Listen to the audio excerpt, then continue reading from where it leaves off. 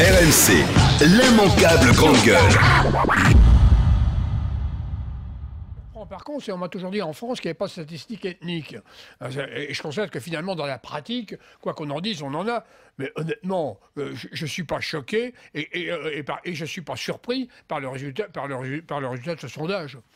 Moi, personnellement, rien ne me choque là-dedans. Julien? Moi non plus, j'apprends rien. Je suis juste gêné par les personnes de confession musulmane. Comment tu sais qu'elle était de confession musulmane quand elle t'a agressé? Alors ça, il faudra me le dire, comment on le reconnaît sur sa tête, la confession musulmane. Et puis, on est dans les chiffres de Marine Le Pen, hein, globalement. On est aux alentours de 20-30%. Voilà, ça reflète bien la population française. Ouais, donc ça montre une réalité en fait, selon toi. Ouais, une réalité que tout le monde connaît. Enfin moi, effectivement, à la lecture de ces chiffres, j'ai aucun étonnement et voilà, rien ne m'étonne. Ce qui m'étonne juste, c'est que je connais personne qui me dit qu'il vote pour Marine Le Pen ou qu'il a peur des Maghrébins, etc. Et ça m'étonne. Pourquoi ça choque? C'est ça la question. Non. Ce qui est surprenant, c'est comment savoir que la personne est de confession, est pratiquante déjà ou pas. C'est la seule chose. Sinon, effectivement, avoir été agressé, moi, dans l'année, en me traitant de sale française, oui.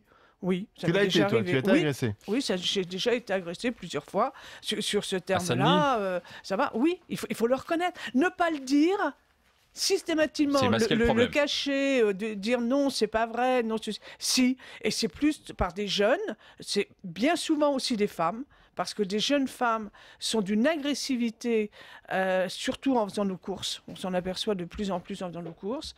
Et ça se fait. Une réalité. C'est une réalité, oui. Moi, j'ai été insultée plusieurs fois parce que j'étais française, parce que j'étais blonde et parce que je les emmerdais. Voilà, c'est tout. J'ai été faire mes courses, ne serait-ce qu'à Noël. Je faisais mes courses. La queue était beaucoup plus grande puisqu'il y avait pas mal d'achats et tout. Et une jeune femme voilée, voilà, avec un voile. Donc là, je pense qu'elle était maghrébine et musulmane. Et c'est même pas qu'elle était là. Elle m'a dit, on en a marre de ces Français avec notre Noël, vous nous faites chier. Voilà. On fait la queue beaucoup plus long. Et ben, quand tu entends ça, t'as vraiment envie de lui entrer dans le lard, quoi. C'est inadmissible. Il y a autant de cons chez les musulmans que chez les cathos. On pourrait entendre la même chose sur les musulmans de la part d'un blanc. Non, effectivement, aujourd'hui, c'est plus difficile en France qu'on nous taxe de sales blancs parce que effectivement, c'est notre pays, là où on est né et on est majoritaire. Effectivement, c'est gênant.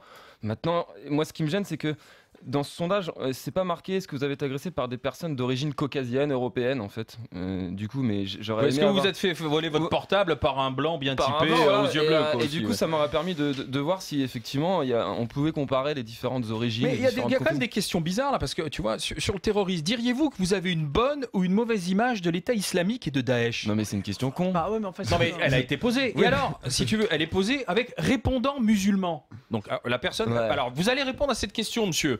Est-ce que vous avez une bonne ou une mauvaise image de Daesh?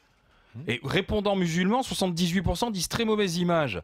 Je ne le connais pas assez pour me prononcer, 16%. Mais alors, c'est choquant cette question. Non mais c'est la méthodologie, moi c'est bizarre. Bah, c'est orienté. C'est curieux. Non, il n'y a pas de question.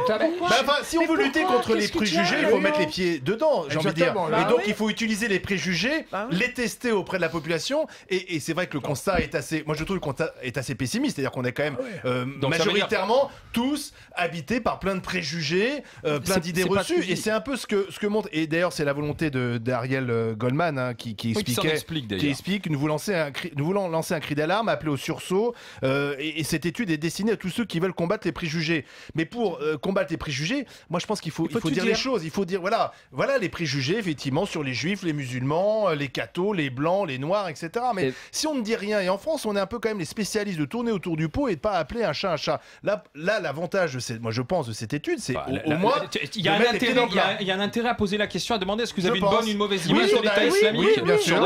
Oui, bien sûr. C'est peut-être même la question la plus intéressante. Ah, pourquoi? Parce qu'il y a 16% des gens qui ne se prononcent pas, c'est ça? Qui ne se prononcent pas. Les personnes qui ne se prononcent pas, ceux qui disent je ne connais pas assez, je ne sais pas, ceux-là sont dangereuses.